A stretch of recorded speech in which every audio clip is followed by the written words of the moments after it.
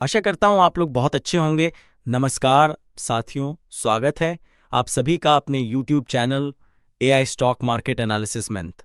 यदि चैनल पर पहली बार विजिट किए हैं तो कृपया चैनल को सब्सक्राइब करें और बेल आइकन को प्रेस करें ताकि इस तरह की वीडियो का नोटिफिकेशन आप तक पहुंच सके। लठ गाड़ कर खड़ा हो जाना और अपनी बात पर अड़े रहना, इसे कहते हैं हैंथ। पिछले 8 साल से सऊदी अरब 90 रुपीज़ हजार करोड़ यानी करीबन 11 से 12 अरब डॉलर लेकर भारत के दरवाजे पर खड़ा है कि भारत ये पैसे हमसे ले लो, अपनी इकोनॉमी बढ़ाओ, अपने देश में हज़ारों की संख्या में जॉब क्रिएट करो, अनएम्प्लॉयमेंट को ख़त्म करो। लेकिन भारत तस से मस्त नहीं हुआ। भारत ने उसमें से एक चवन्नी तक नहीं छुई।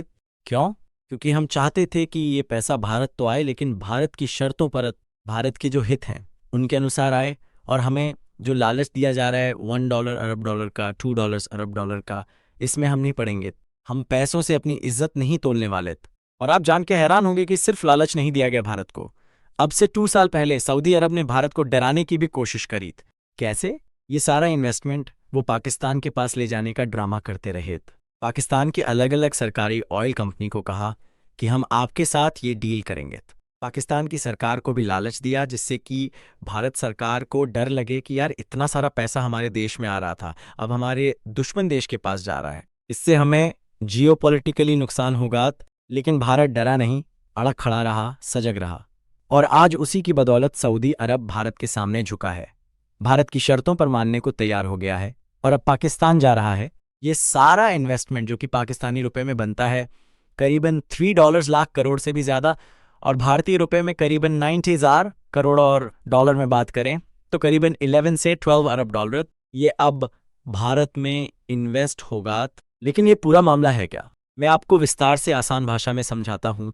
देखिए, 2017-18 में सऊदी अरब की सबसे बड़ी तेल कंपनी अरामको, जो कि दुनिया की सबसे ज़्यादा बड़ी कंपनी है, वो भारत के पास आई कि हम आपके देश में करीबन 9,000 करोड़ यानी कि 11 से 12 अरब डॉलर की लागत से एक रिफाइनरी बनाना चाहते हैं। आप इस रिफाइनरी को बनाइए और फिर उसके अंदर जितना भी पैसा लगेगा, $100 करोड़ या $1 लाख करोड़, जो भी लगेगा वो हम निवेश करेंगे। अब आप कहोगे कि इससे सऊदी अरेबिया का क्या फ़ायदा, वो इससे क्या करने वाला था? तो देखिए, सऊदी अरेबिया कच्चा तेल बेचता है, यानी कि ज़मीन से वो तेल निकालता है, उसे बेच देता है। लेकिन भारत जैसे देश क्या करते हैं, उस कच्चे तेल को लेते हैं और फिर अपनी रिफाइनरी में उसे रिफाइन किया जाता है, गर्म करके। जी हाँ, कच्चे तेल को गर्म करके उसे रिफाइन करके उसमें से अलग अलग प्रोडक्ट निकलते हैं। पेट्रोल निकल गया, डीजल निकल गया, अन्य गैसें निकल गई, यहाँ तक कि सड़कों पर काम आने वाला तारकोल जो होता है, जिसे तार कहते हैं, वो भी निकलता है, मोम निकलता है, बहुत सारे प्रोडक्ट निकलते हैं। अनलिमिटेड पोटेंशियल होती है कच्चे तेल में।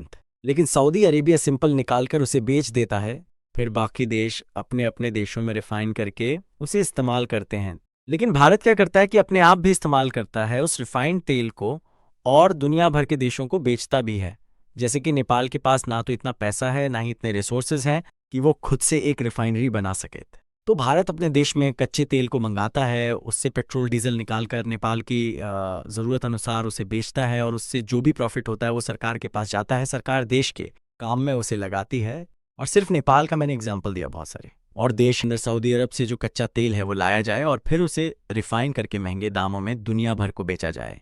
क्योंकि सऊदी अरब को बहुत ही कम प्रॉफिट मिलता है जब वो कच्चा तेल डायरेक्टली बेच देता है, लेकिन जब आप उसे रिफाइन करते हो, प्रोसेस करते हो, तो आप मोटा मुनाफा काट सकते हैं। तो सऊदी अरब चाहता है कि भारत में रिफाइनरी बने, पैसा उसका लगे, भारत उससे कच्चा कच्चा तेल लेकर इसे रिफाइन करें, दुनिया भर में बेचे, और जो प्रॉफिट होगा भारत सऊदी अरेबिया आपस में बांट लेंगे।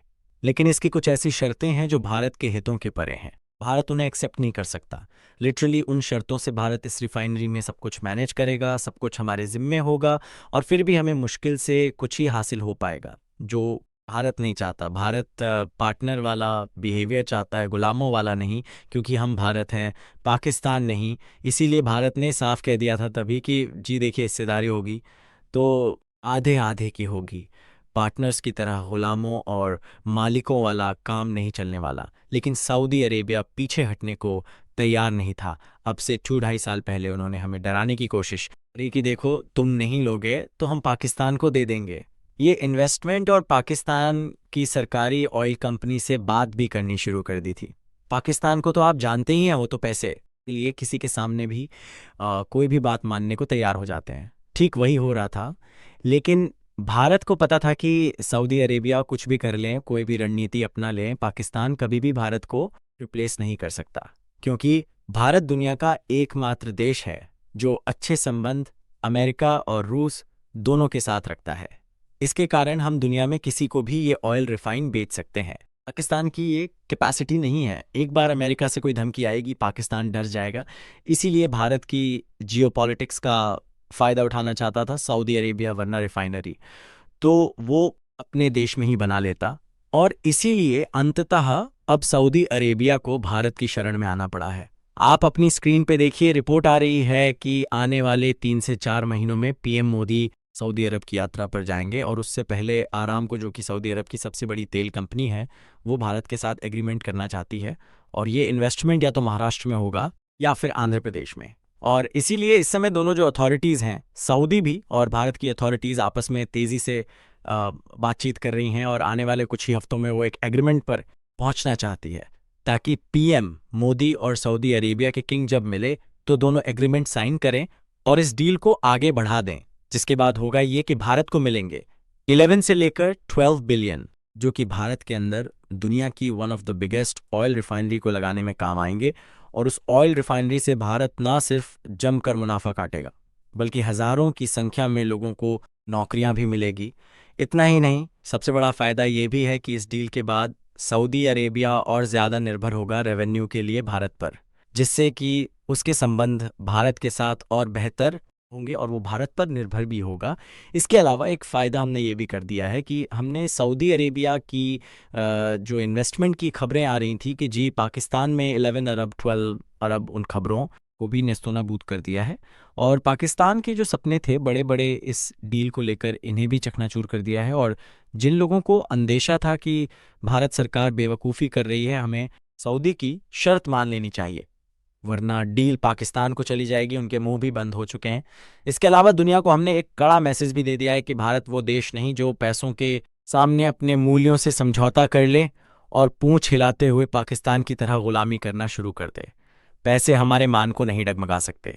हम आपके साथ व्यापार की डील करेंगे, इन्वेस्टमेंट लेंगे आपसे, लेकिन अपनी शर्तों पर अपने सम्मान को बनाए रखते हुए। हालांकि इस पर आपका क्या मानना है, कमेंट करके ज़रूर बताइए। आशा करता हूँ आपको हमारी तरफ से दी गई जानकारी से आप संतुष्ट होंगे। तो इस तरह की अंदरूनी खबर के लिए आप चैनल को सब्सक्राइब करके ज़रूर रखिएगा। मिलते हैं अगले वीडियो में, तब तक के लिए आप अपना ख्याल रखिएगा। जय हिंद, वंदे मातरम, भारत माता की जय।